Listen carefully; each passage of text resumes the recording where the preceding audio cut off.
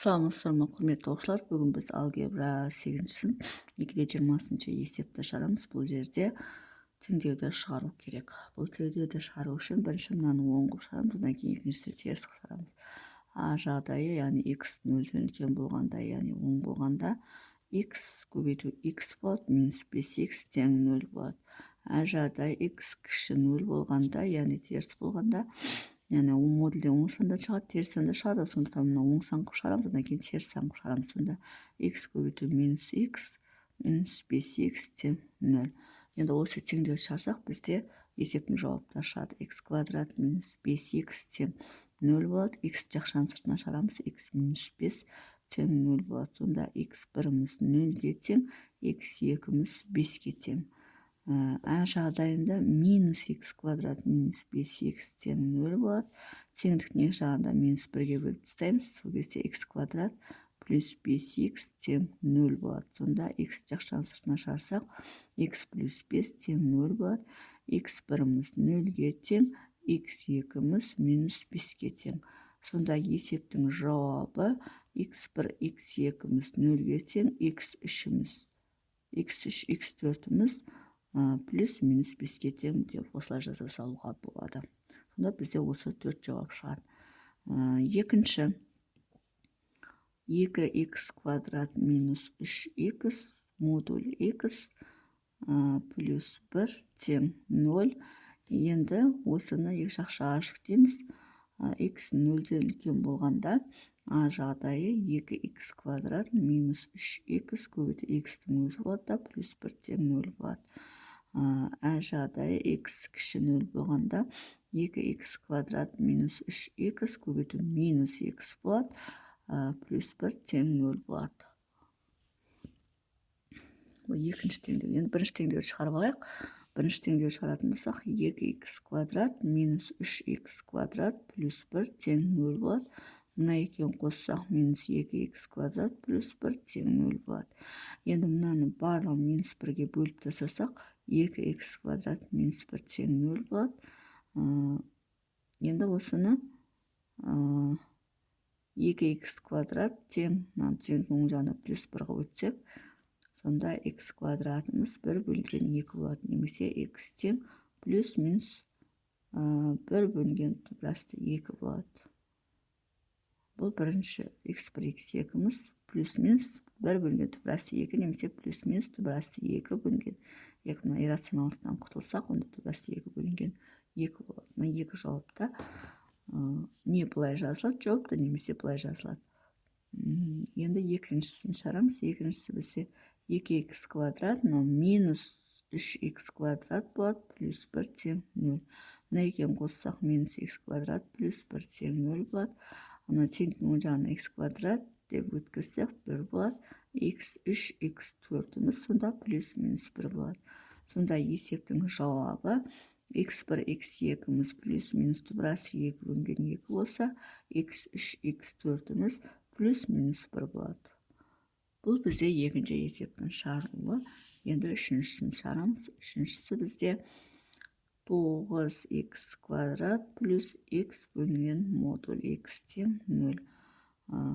А жағдайы, яғни x-ті оң қылып ашамыз, сонда 9x квадрат плюс оң қылып ашсақ, плюс 1 тең 0 болады, яғни x пен x қысқарып кетеді. А жағдайы x кіші 0 десек, 9x квадрат минус 1 тең 0, яғни минус x болады, екеуін бөліп жіберсек минус 1 қалады. Енді осы екі теңдеуді шығарамыз. 9x квадрат тең минус 1. Бұл жерден кез келген санның квадратынан теріс сан шықпайды, сондықтан есептің жауабы жоқ. 9x квадрат тең 1, x квадрат тең 1 бөлінген 9 болады. Сонда x1, x2-міз плюс минус 3-тен 1 болады. Сонда бізде екі ғана жауап болады екен бұл теңдеуде. Біріншісінде жауап болмайды, себебі кез келген санның квадратынан теріс сан шықпайды, сондықтан жауабы жоқ.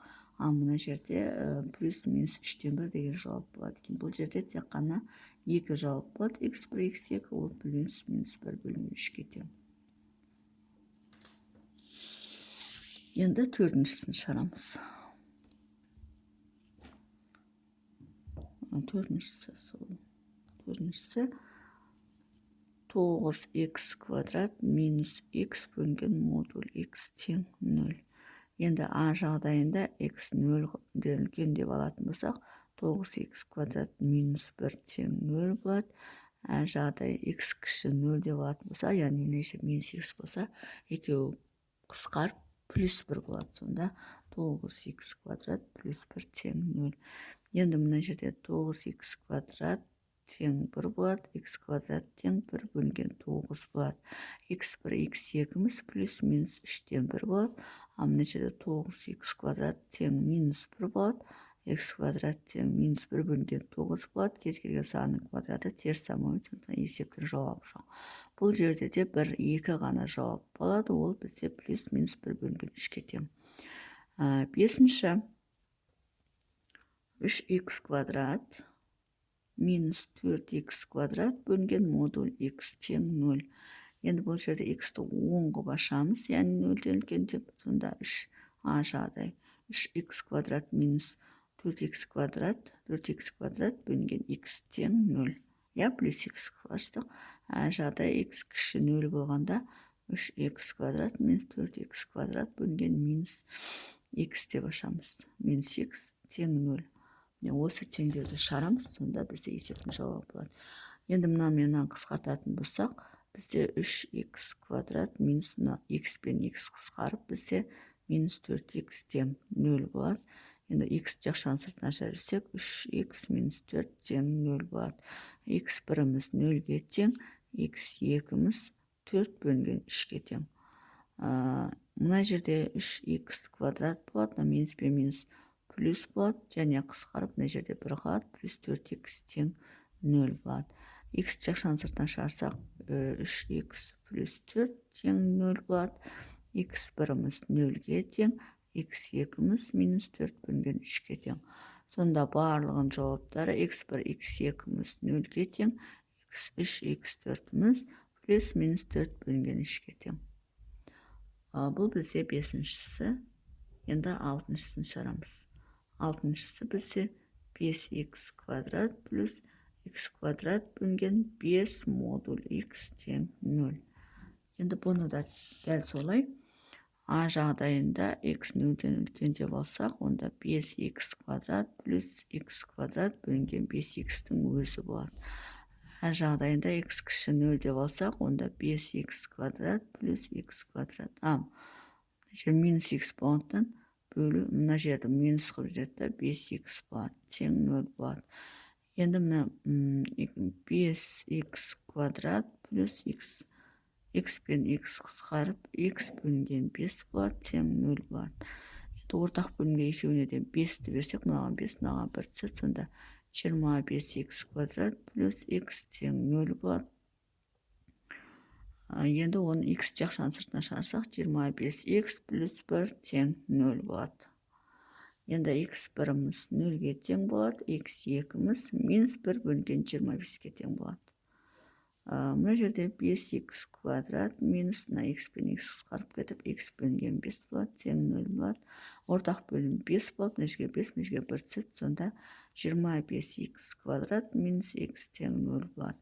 X жақшаның сыртына шығарып жүрсек, 25x минус 1 тең 0 болады.